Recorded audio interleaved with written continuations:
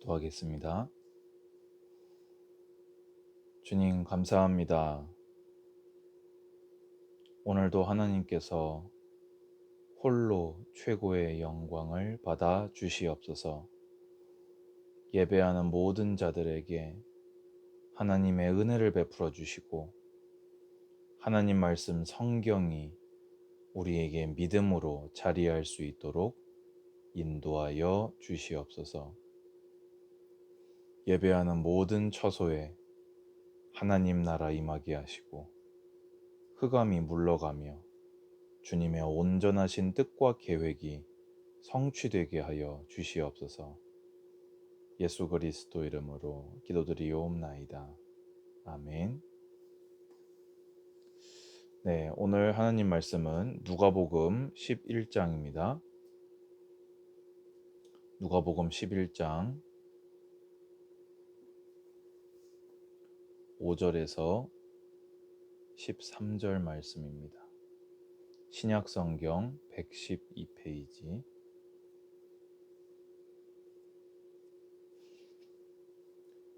오늘 이 본문은 예수님께서 제자들에게 이제 기도를 가르치신 내용입니다. 먼저 그 1절을 보시면은 제자 중에 하나가 요한이 제자들한테 기도를 가르쳤는데, 예수님의 기도도 우리에게 알려주십시오 라고 해서 먼저 예수님께서 2절에서 4절에 이렇게 그 주기도문을 먼저 이렇게 가르치신 후에 이제 기도의 실제적인 부분들을 이제 5절부터 13절까지 가르치시게 됩니다. 먼저 5절 보시면요. 또 이르시되 너희 중에 누가 벗이 있는데 밤중에 그에게 가서 말하기를 벗이여 떡 세 덩이를 내게 구워 달라. 내 벗이 여행 중에 내게 왔으나 내가 먹일 것이 없노라 하면 그가 안에서 대답하여 이르되 나를 괴롭게 하지 말라. 문이 이미 닫혔고 아이들은 나와 함께 침실에 누웠으니 일어나 내게 줄 수가 없노라 하겠느냐. 내가 너희에게 말하노니 비록 벗됨으로 인하여서는 일어나서 주지 아니할지라도 그 간청함으로 인하여 일어나 그 요구대로 주리라. 아멘. 이 예화는 좀 악한 예화입니다. 쉽게 얘기해서 어떤 사람이 이제 배우자와 자녀들과 늦은 밤이 돼서 잠자리에 이렇게 다 들었고 다 정돈하고 문도 잠그고 다 했는데, 그 친구가 와가지고는 내가 급한 일이 생겨서 그런데 지금 좀 먹을 걸 좀 빌려주면 안 되겠냐. 그러니까 이 사람이 생각 같아서는 내가 지금 다 잘 준비도 다 돼 있고, 그러니까 지금 현대를 생각하면 안 됩니다. 우리는 지금 뭐 버튼 하나 누르면 현관문 열면 바로 사람 들어오고 이렇게 되어지는데요. 이때는 그렇지가 않죠. 그러니까 잘 준비를 다 해놓고 불도 다 껐고, 그러니까 불 하나만 켜려고 해도 우리하고는 다른 거예요. 우리는 뭐 버튼 탁 누르면은 형광등이 켜지지만 이때는 불을 다시 피워서 그걸 등경에다가 붙이고 그걸 또 떡을 찾고 뭐 이렇게 다 해야 되는 겁니다. 그런데 뭐라고 예수님께서 말씀하셨냐면요, 좀 악한 비유지요. 벗됨으로 인하여서는 일어나서 주지 아니할지라도 이제 그만큼 이 밤에 찾아오는 일이 경우에 맞지 않은, 또 그만큼 좀 이렇게 어려운 일이었다라는 말이지요. 그런데 그 간청함을 인하여 일어나 그 요구대로 주리라 되어 있습니다.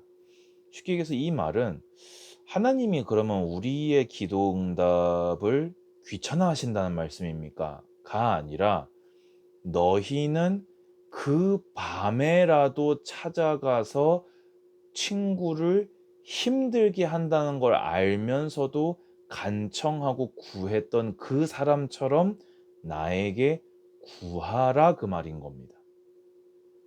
이 잘못하면 포인트를 오해하면요, 이 주님을 마치 우리를 귀찮아하시는 분으로 우리에게 응답하시는 것을 귀찮아하는 분을 오해할 수 있거든요. 근데 예수님의 예화는 좀 이렇게 이런 식입니다. 좀 뭐라고 해야 될까요? 한쪽에 좀 극단적인 예화를 좀 드셔서 우리가 취해야 할 강조점 하나를 좀 이렇게 많이 강조하시는 그런 스타일이셨지요.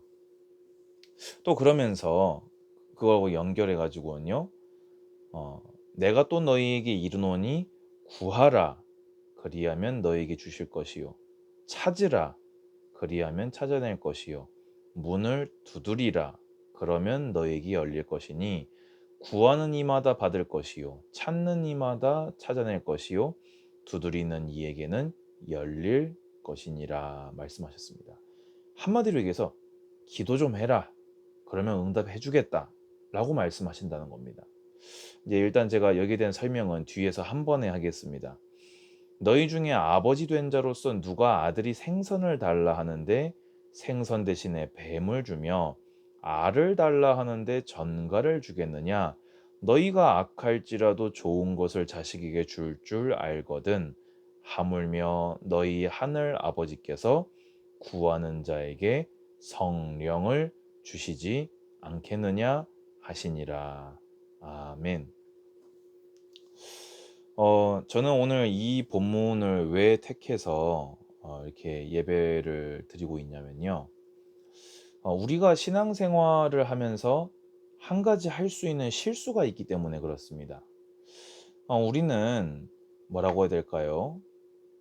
하나님의 계획을 깨닫는 것보다 우리의 소원과 욕심이 가까운 것이 사실입니다.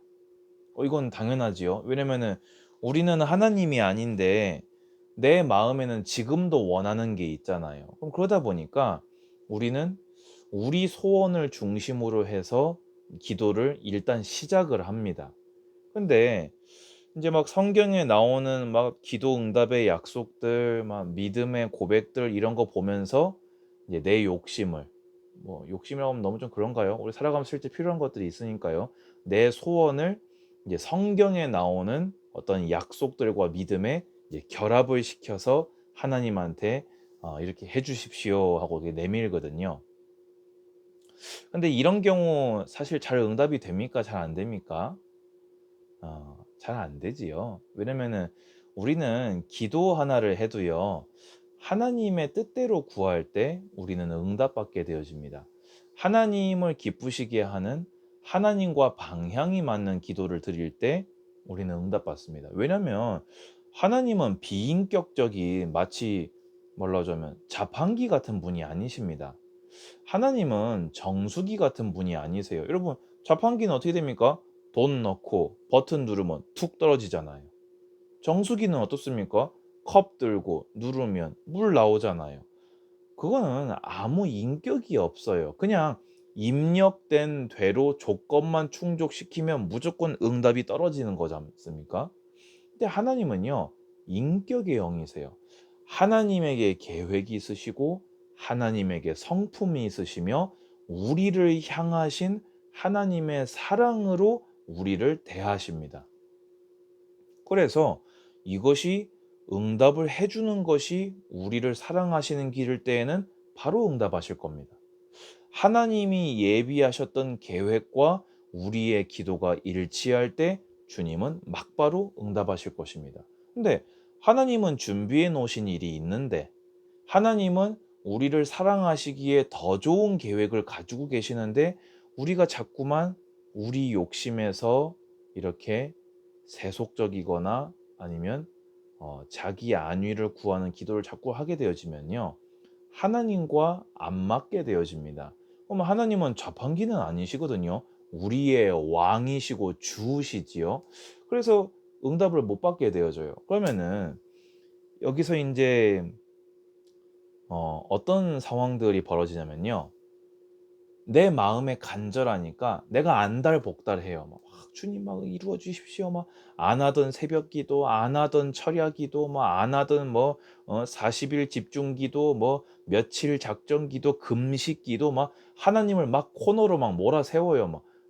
하는데 내가 지칠 때까지 해 봤는데 응답이 안 오거든요. 그럼 어떻게 되어집니까? 기도 응답 안 되네. 나한테는 응답 안 하시네. 이거는 그때 그 사람들 얘기고, 이거는 예수님 얘기고, 나한테는 응답 안 하시네 하고 아예 기도 자체를 끊어버리게 됩니다. 여러분, 오늘 예배드리시는 성도님들 가운데 혹시 이런 경험이 있으신 분 있지 않습니까? 그래서요, 우리는 기도 하나를 해도 성경을 읽고 성경대로 기도하는 게 중요합니다. 잘못된 기도를 하다가 예배를 드리고 성경을 읽으면서 기도 제목이 변화되어져 가야 돼요. 기도 제목이 성숙되어져 가야 돼요. 그런데 내가 바라는 것만 받고 싶어서 기도는 계속 하는데 성경을 도통 보지 않고 예배를 통해서 하나님의 목소리에 귀를 기울이지 않으면요, 내가 마음이 컸던 만큼, 내가 열망이 컸던 만큼, 내가 노력을 기도에다가 많이 쏟아 부었던 만큼 내 마음에 상처받게 됩니다. 내 마음이 빨리 지치게 됩니다. 쉽게 해서 좀 나쁘게 말하면 제풀에 나가 떨어지게 되는 거예요. 오늘 혹시 그런 경험이 있었던 성도님들에게 오늘 성경을 통해서 하나님의 음성을 들으시기 바랍니다. 간청함으로 인하여 일어나 요구대로 주리라. 또 뭐라고 하셨지요? 구하라 주실 것이요.